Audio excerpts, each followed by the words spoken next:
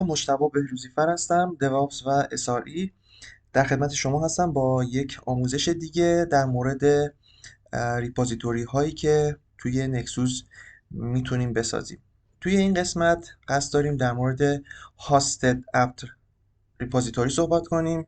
توی آموزش های قبلی اگر توی کانال یوتیوب ما عضو بوده باشید و مشاهده کرده باشید میتونید ببینید که ما یک اپت ریپوزیتوری رو به عنوان یک لوکال ریپوزیتوری ساختیم و از نوع پروکسیش. البته به این صورته که یعنی اگر شما پکیجی رو بخواید دانلود کنید از نکسوس دانلود میشه براتون. یعنی اگر نکسوس اون پکیج رو خودش داشته باشه بهتون میده به عنوان یک کش سرور، و اگر نداشته باشه از اینترنت دانلود میکنه و بهتون میده. حالا طریقه دومش، یعنی اون گزینه دومش که هاستد هست رو ما قراره با هم دیگه پیش ببریم. به این صورت که ما یک سری پکیجی داریم و میخوایم اینا رو خودمون وارد لوکال ریپوزیتوریمون کنیم و اونا رو اصطلاحاً آپلودش کنیم پوش کنیم توی این ریپوزیتوری که قرار بسازیم. خب در ابتدا ساین این میکنیم توی ریپوزیتوریمون. اینجا به قسمت ریپوزیتوری میریم و کرییت ریپوزیتوری رو میبینیم. اینجا هاستد و پروکسی رو میبینید همونجور که توی تصویر مشخصه. البته توی ورژن های قبلی یک گزینه بوده به نام گروپ که مجموعی از این دوتا بوده و میتونسته هر دوتا رو کانفیگ داشته باشه. ما اینجا هاستد رو انتخاب میکنیم، یک اسم باید براش بذاریم. خب ما اپت هاستد رو براش انتخاب میکنیم. اینجا اون دیستریبیوشنی که مد نظر هست رو میذاریم. خب ما چون روی اوبونتو 24.04 داریم کار میکنیم اسم نوبل رو انتخاب میکنیم براش. مهمترین نکته ای که توی هاستد هست بحث ساینینگ کی هست، یعنی اون پکیج ها رو شما باید ساین کنید و بفرستید روی ریپوزیتوریتون. اگر خود سایت سونوتایپ رو مرور کنید توضیحاتی که توی این زمینه داده رو میتونیم ببینیم. اینکه با جی پی جی تونسته یک ساینینگ کی درست کنه و حالا ما هم همون مراحل رو انجام میدیم. در ابتدا باید شما جی پی جی رو روی سیستمتون نصب کرده باشید. اول یه اپت آپدیت میزنیم تا لیست پکیجامون آپدیت بشه. حالا ما چون از قبل این جی پی جی رو نصب کردیم این مراحل سریعتر انجام میشه. منتظر میمونیم تا پکیج ها فچ بشن. خب پکیج ها که فچ شدن، حالا بله جی پی جی رو میبینید که آلردی اینستالده. بعد یک کلید باش درست میکنیم. اینجا از ما یه اسمی میخواد، حالا ما اسم DevOps رو براش میذاریم. یه ایمیل میخواد devops@test.com. ایمیل فرضی هست که حالا برای اینکه کارمون انجام بشه میذاریم. یه پسفریزی از ما میخواد،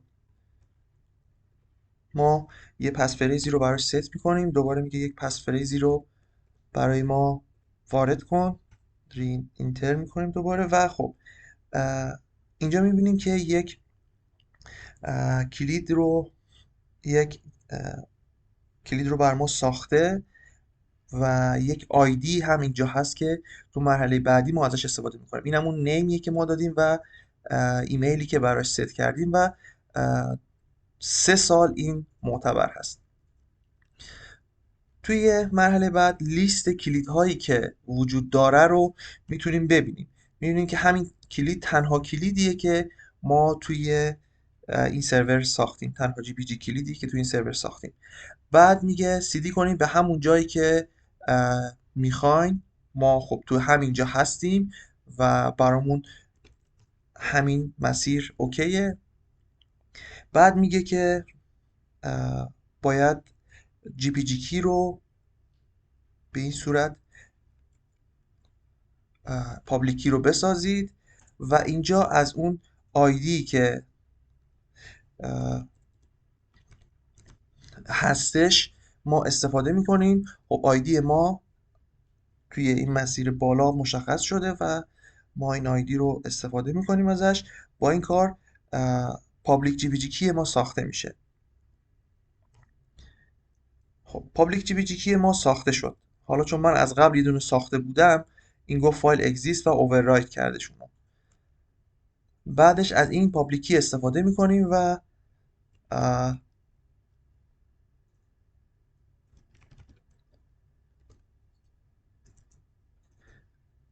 پرایوت کی رو از روش میسازیم با همین آیدی که داریم. میگه اووررایت بشه، میگم بله. میگه پسورد رو وارد کن. من اون پسوردی که در مرحله قبل ساخته بودم اینجا وارد میکنم و میبینیم که کلید ما ساخته شده. خب این تست دات کی هم از قبل من ساختم، پاکش میکنم. اینجا ما دو تا کلید داریم، یکی پرایوت و یکی پابلیک. و حالا تو این مرحله بعد میگه که put private GPG key into signing key field. پس ما private GPG key رو باید استفاده کنیم. پس ما این private GPG key رو کت میکنیم و این رو کپی میکنیم توی اون فیلدی که مد نظر هست اینجا، و اون پسفریزی هم که قبلا وارد کردیم رو اینجا وارد میکنیم و بعدش هم سیو رو میزنیم. خب الان همونجور که میتونید ببینید ما apt hosted رو ساختیم و میتونیم توی قسمت بروز قسمت هاستد رو ببینیم. اینجا ما میتونیم کامپوننت هایی که داریم رو آپلودش کنیم و از فایلی که مد نظرمونه رو این تو آپلود کنیم و خب پکیج ها آپلود میشن و خب ما به هدفمون میرسیم. از این کجا استفاده میشه؟ معمولا اپلیکیشن هایی که جی پی جی کی دارن ما میتونیم ازشون استفاده کنیم و یک جی پی جی کی رو آپلود کنیم توی اپت هاستدمون و بعدا تو سرورهای مختلف میتونیم این رو ایمپورت کنیم. خب دوستان، این ویدیو آموزشی هم به اتمام رسید. ممنونم از اینکه ما رو مشاهده کردید. با ما همراه باشید. متشکرم.